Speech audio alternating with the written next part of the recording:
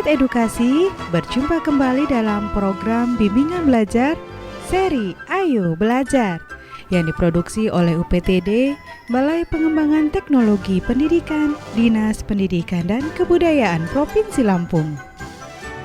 Kali ini kita akan membahas mata pelajaran sosiologi. Judul: Ragam Gejala Sosial dalam Masyarakat. Untuk sekolah menengah atas, kelas 10. Sahabat edukasi, nanti setelah kalian mengikuti pembelajaran ini, diharapkan kalian dapat menerapkan konsep-konsep dasar sosiologi untuk memahami ragam gejala sosial di masyarakat. Nah, sekarang mari kita dengarkan percakapan teman-teman kalian dari SMA Negeri 4 Bandar Lampung.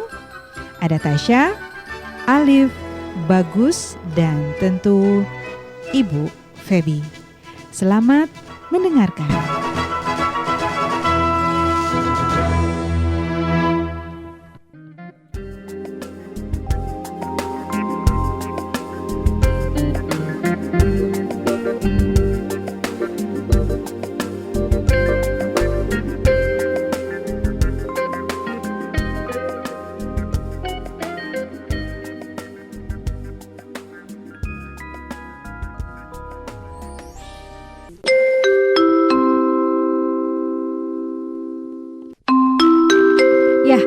Baiklah, kembali kita berjumpa pada kesempatan hari ini.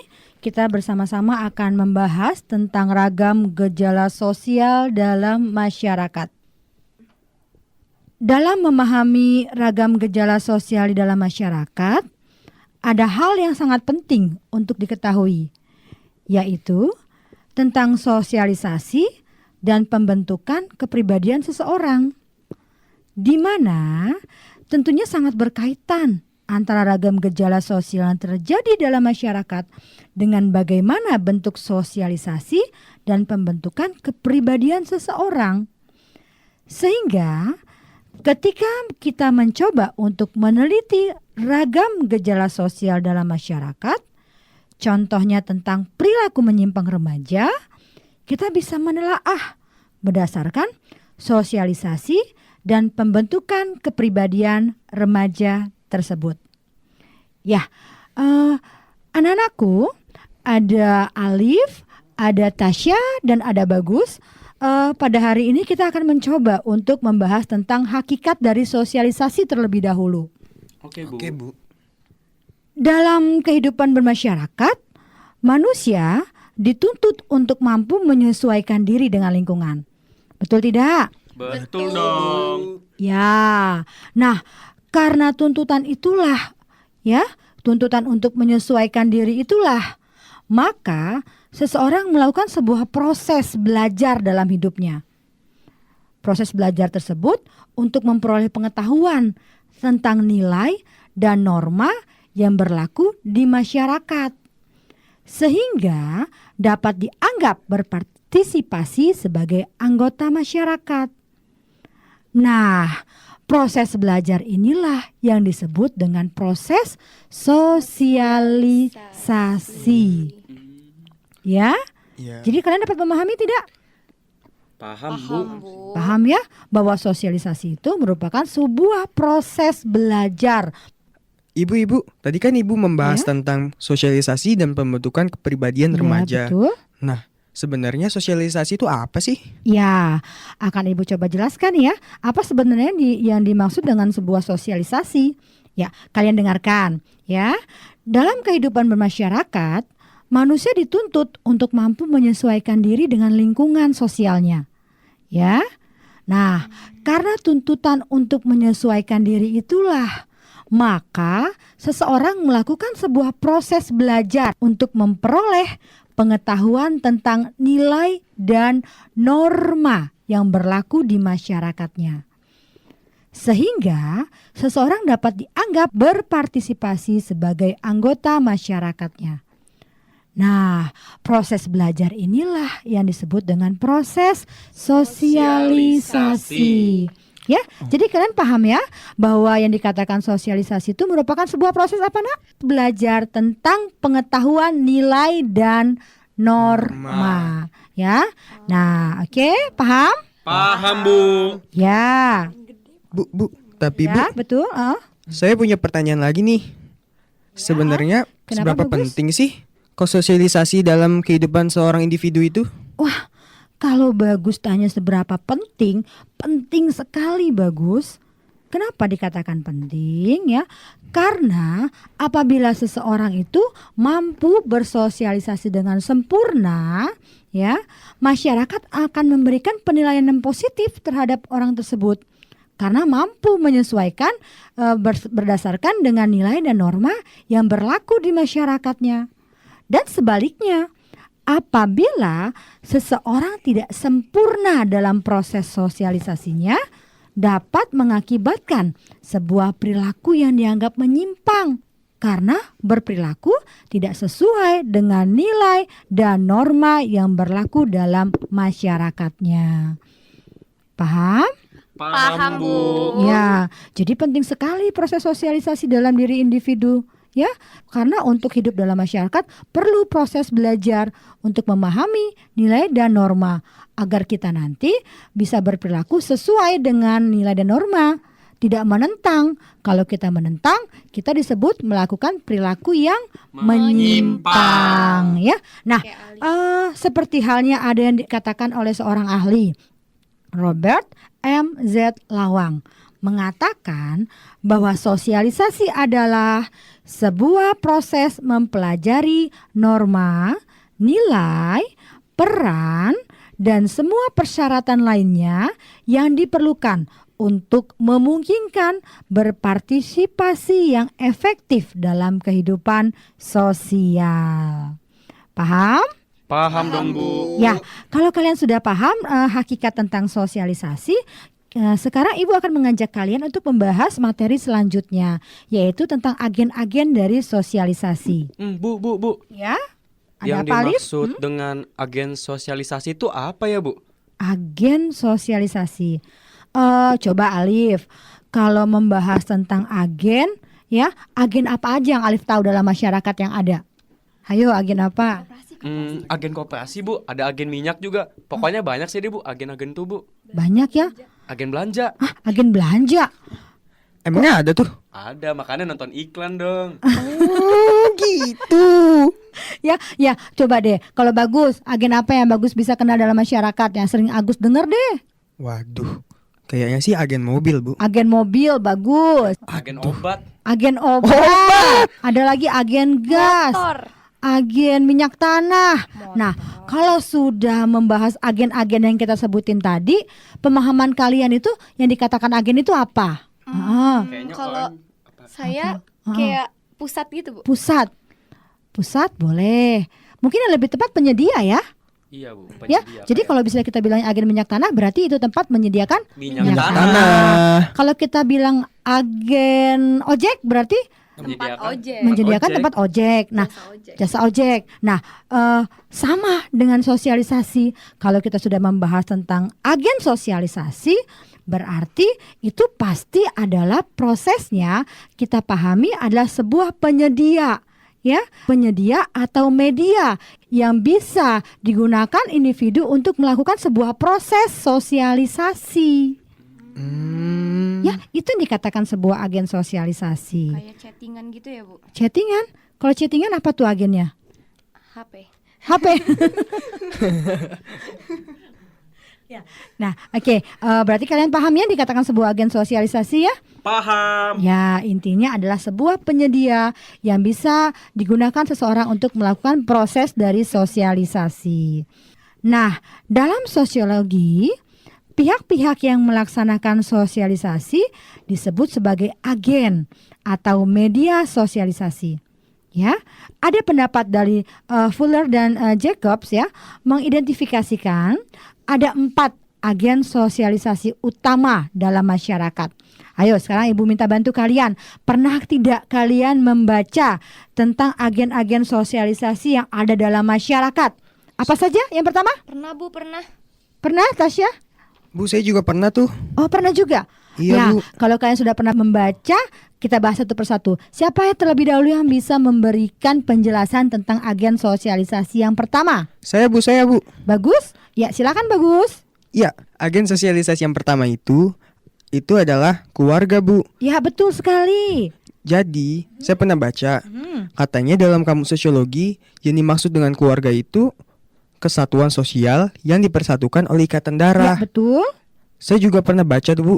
Kalau nggak salah, penemu Gertrude Jaeger mengemukakan bahwa keluarga merupakan agen sosialisasi pada tahap awal. Ya. Melalui interaksi dalam keluarga, anak juga dapat mempelajari pola perilaku, sikap, keyakinan, cita-cita, dan nilai dalam keluarga dan masyarakat. Selain itu, keluarga juga memberikan dukungan terhadap sikap emosional seorang anak, Bu. Tepat sekali, Bagus. Kamu pintar. Memang agen sosialisasi yang pertama adalah keluarga. Nah, sebelum kita membahas untuk agen-agen sosialis selanjutnya, akan kita bahas pada sesi yang selanjutnya.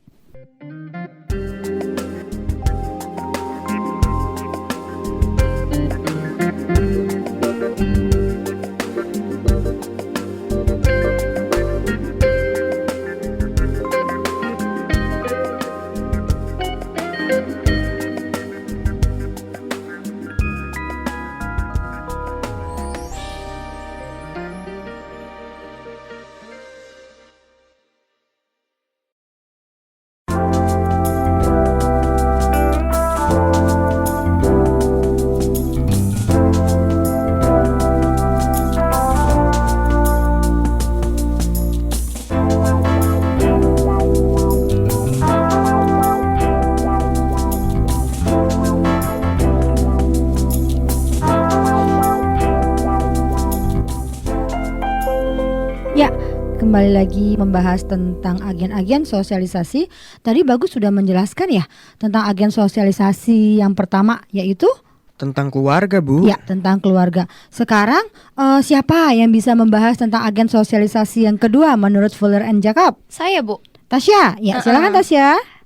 Menurut Faller and Jacob itu yang kedua itu kelompok bermain, Bu. Jadi kayak teman bermain itu. Iya. Dalam sosiologi, kelompok bermain itu disebut juga peer group. Setelah anak beranjak besar, maka anak tersebut akan mendapatkan agen sosialisasi yang lain, yaitu kelompok bermain atau peer group. Teman sepermainan mempengaruhi bagaimana kepribadian seseorang. Ya, betul sekali. Dengan bermain, ia mengenal nilai-nilai keadilan, kebenaran, Ya. toleransi, Betul. dan solidaritas. Banyak hal baru yang dapat diketahui seorang dari proses bermain dan teman sepermainannya. Ya, tepat sekali Tasya.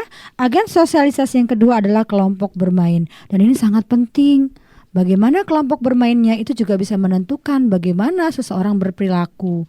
Begitu juga kalian, Nak.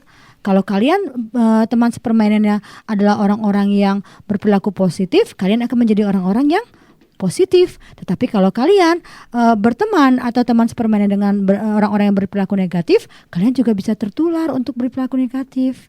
Ya, jadi sangat penting teman sepermainan ini. Iya, Bu. Oke ya. Nah, sekarang coba yang ketiga, siapa yang bisa menjelaskan? Bu, saya, Bu. Ya, Alif. Yang ketiga itu menurut saya sih sekolah, Bu. Ya, betul. Karena sekolah tidak hanya mengajarkan pengetahuan tuh, Bu. Keterampilan yang bertujuan mempengaruhi perkembangan intelektual anak, Bu. Akan tetapi juga mempengaruhi hal lain seperti kemandirian, tanggung jawab, dan tata tertib, Bu. Iya, betul sekali. Agen sosialisasi yang ketiga adalah sekolah. Di sekolah kalian akan diajarkan, ya. Di sekolah kalian akan dididik, ya. Bagaimana menjadi anak yang memiliki intelektual yang bagus, ya. Memiliki anak-anak yang punya kemandirian yang baik, tanggung jawab yang baik, dan juga anak-anak yang mampu menyesuaikan diri dengan nilai dan norma yang berlaku dalam masyarakat. Oke, sekarang yang keempat, siapa yang bisa menjelaskan? Bu, saya lagi, Bu. Alif, ya silakan Alif. Yang keempat itu media massa, Bu. Media massa terdiri Ya. dari media cetak seperti surat kabar atau majalah Ya. dan media elektronik kayak radio, televisi, internet, film, kaset dan CD. Itu juga dapat menjangkau masyarakat secara luas. Media massa diidentifikasikan sebagai media sosialisasi yang berpengaruh terhadap perilaku halayaknya. Pesan yang ditayangkan melalui media elektronik dapat mengarahkan perilaku prososial maupun antisosial. Ya, betul sekali. Jadi kalian sudah bisa menyebutkan ya 4 agen sosialisasi. Yang pertama adalah keluarga, yang kedua adalah kelompok bermain, yang ketiga sekolah, dan yang keempat media massa. Bu, Ya. saya ada pertanyaan nih. Jadi ya Bu, dewasa ini gadget sudah menjadi bagian hidup masyarakat kita. Tentunya dapat mempengaruhi perilaku dalam masyarakat. Ya. Apakah ini juga menjadi masalah dalam proses sosialisasi seseorang? Iya, jadi gini. Memang gadget itu kan sudah menjadi bagian dalam media massa ya. Media massa termasuk dalamnya adalah gadget. Nah, memang gadget sekarang sudah benar-benar menjadi kebutuhan bagi masyarakat. Tadi Bagus tanya, apakah mempengaruhi perilaku dalam masyarakat akibat dari gadget yang sudah menjadi bagian dalam masyarakat tersebut. Nah, kalau kita katakan apakah ada pengaruh atau tidak dalam proses sosialisasi, tentunya akan berpengaruh sangat-sangat. Ya, sangat berpengaruh. Nah, kalau ditanyakan apakah menjadi masalah, nah tergantung. Akan menjadi sebuah masalah ketika perubahan perilaku tersebut tidak sesuai dengan nilai dan norma yang berlaku dalam masyarakat kita. Oh gitu Ya, Bu. jadi kalau misalnya hasil dari yang kita dapatkan dari gadget tersebut merubah perilaku ke arah yang tidak sesuai dengan nilai dan norma, tentunya akan menjadi masalah dalam sebuah proses sosial. Ya. Nah, sebenarnya kalau kemajuan teknologi tidak akan mungkin kita tekan. Tetapi inilah yang menjadi tugas tambahan bagi agen sosialisasi keluarga dan sekolah tentunya untuk dapat menekan kemungkinan-kemungkinan yang terjadi ya, sehingga perilaku yang tidak sesuai dengan nilai dan norma dalam masyarakat dapat diminimalisir ya, atau dapat dikatakan perilaku yang menyimpang akibat dari perkembangan teknologi dan informasi dewasa ini dapat ditekan. Ya. Oke deh. Paham Bagus? Paham Bu, paham. Ya, oke. Kalau kalian sudah paham, sekarang kita akan mencoba untuk membahas bentuk dari sosialisasi yang ada. Ayo, siapa yang pernah membaca tentang bentuk dari sosialisasi? Saya pernah, Bu. Ya, Tasya pernah membaca? Ayo coba Tasya, kamu sebutkan apakah bentuk dari sosialisasi yang pertama? Sosialisasi yang pertama itu sosialisasi primer, Bu. Sosialisasi primer itu kayak tahapan awal kehidupan seseorang. Terus kalau menurut Berger dan Lukman menjelaskan sosialisasi primer sebagai sosialisasi pertama yang dijadikan individu semasa kecil, di mana ia belajar menjadi anggota masyarakat. Pada tahap ini keluarga menjadi penentu kepribadian seseorang, Bu. Ya, betul sekali. Ayo, sekarang bentuk sosialisasi yang kedua, siapa yang bisa menjelaskan? Bu, saya Bu. Alif, ya silakan Alif. Yang kedua itu, setahu saya, sosialisasi sekunder, Bu. Ya, betul sekali. Proses berikutnya yang memperkenalkan individu ke dalam lingkungan. Berikutnya seperti sekolah, lingkungan bermain, lingkungan kerja, dan lain-lain. Dalam proses sekunder, sering dijumpai resosialisasi atau proses sosialisasi ulang. Betul sekali. Contohnya, seorang anak SD ketika memasuki SMP, maka ia akan kembali melakukan proses sosialisasi ulang di sekolah barunya tersebut tuh, Bu. Ya, karena punya teman baru ya. Iya, Bu, mau betul nggak mau banget. akan melakukan proses sosialisasi yang baru atau biasa disebut dengan resosialisasi. Ya, kalian sudah bisa menjelaskan tentang bentuk sosialisasi. Nah, sekarang kita akan membahas tentang tipe sosialisasi. Siapa yang bisa menjawab tentang tipe-tipe sosialisasi yang ada dalam masyarakat? Saya Bu. Saya, Bu. Ya, ya. Oh, kalian bisa semua ya. Kalau gitu saya coba deh. Bagus dulu yang menjawab. Yeay. Ya, Jadi, silakan Bu, Bagus. Yang pertama itu ada formal. Ya. Formal itu melalui lembaga-lembaga yang berwenang menurut ketentuan yang berlaku. Iya, betul Contohnya- sekali. Contohnya tuh Bu, Hah? itu di sekolah. Ya, betul sekali ya. Tipe sosialisasi yang pertama adalah tipe formal. Yang kedua siapa yang bisa menjelaskan? Saya Bu. Tasya bisa? Ya, Tasya silakan Tasya. Kalau tadi kata Bagus itu formal, berarti temennya formal itu informal, Bu. Kebalikannya ya. Musuh Iya, sih, iya, musuh. betul. Ya gitulah. Ya, terus? Jadi informal ini terdapat di masyarakat Mhm. atau dalam pergaulan yang bersifat kekeluargaan seperti antara teman, sahabat, dan kelompok-kelompok sosial lainnya. Ya, betul sekali. Kalian sudah mampu menyebutkan 2 tipe-tipe sosialisasi yang ada dalam masyarakat.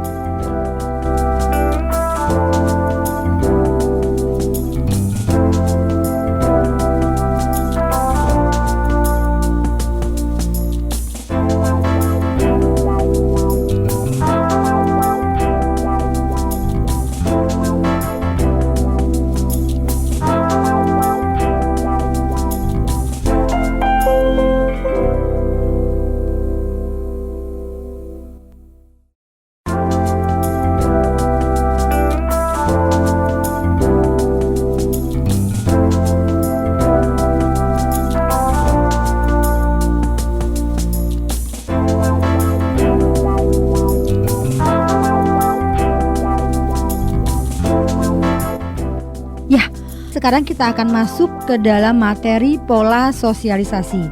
Nah, pola sosialisasi juga terbagi 2.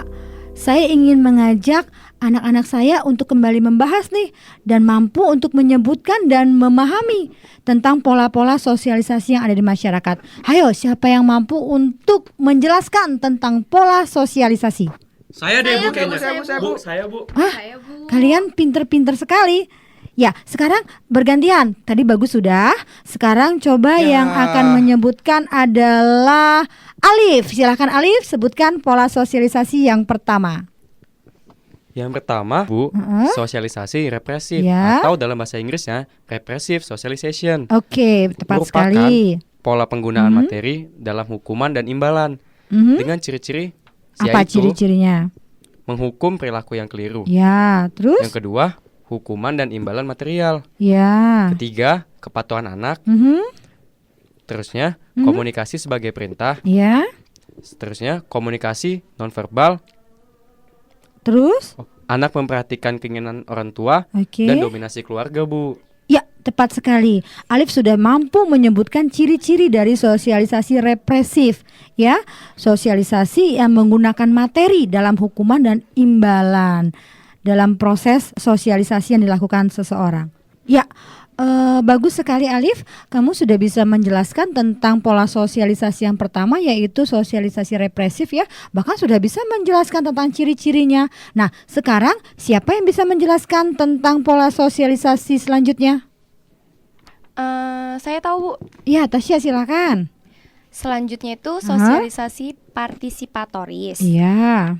atau participatory socialization, Bu, kalau dalam bahasa Inggris. Iya, betul. Nah, itu merupakan pola yang mengutamakan dan memfokuskan pada penanaman adat istiadat, nilai, kebiasaan, dan norma dengan dan tanpa kekerasan dan paksaan fisik, Bu.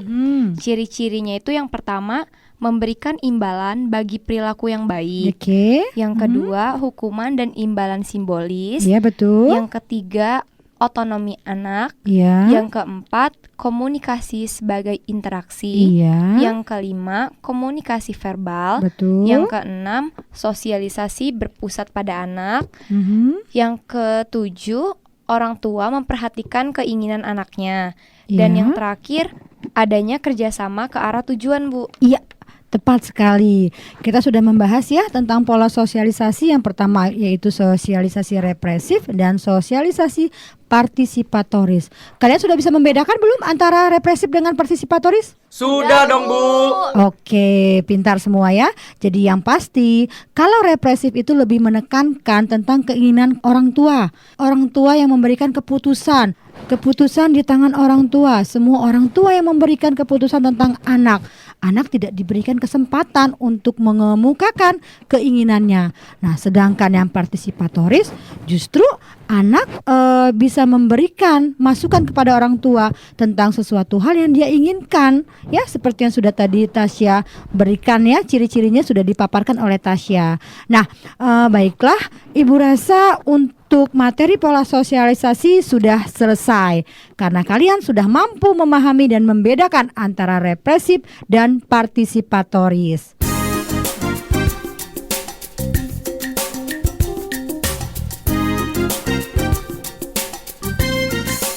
Ya, baiklah insan edukasi.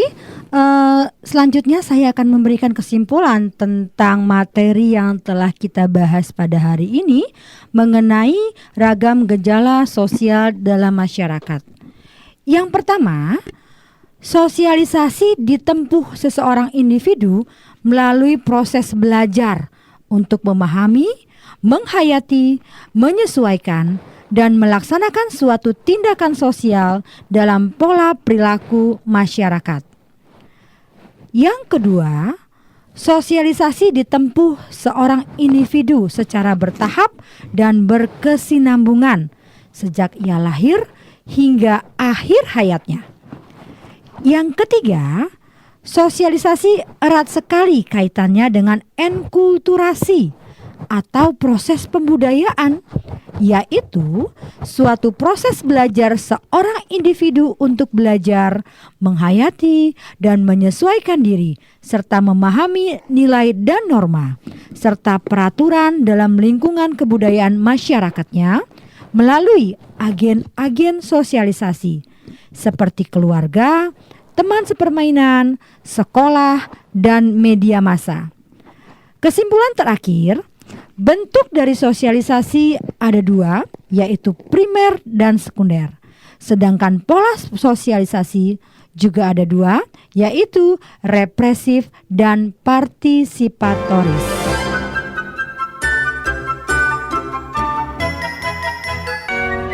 Nah, sahabat edukasi, demikianlah pembelajaran kita untuk hari ini. Mudah-mudahan bermanfaat. Dari gedung UPTD Balai Pengembangan Teknologi Pendidikan, Dinas Pendidikan dan Kebudayaan Provinsi Lampung, Radio Gema Edukasi berbagi ilmu untuk semua, mengucapkan sampai jumpa di pembelajaran berikutnya.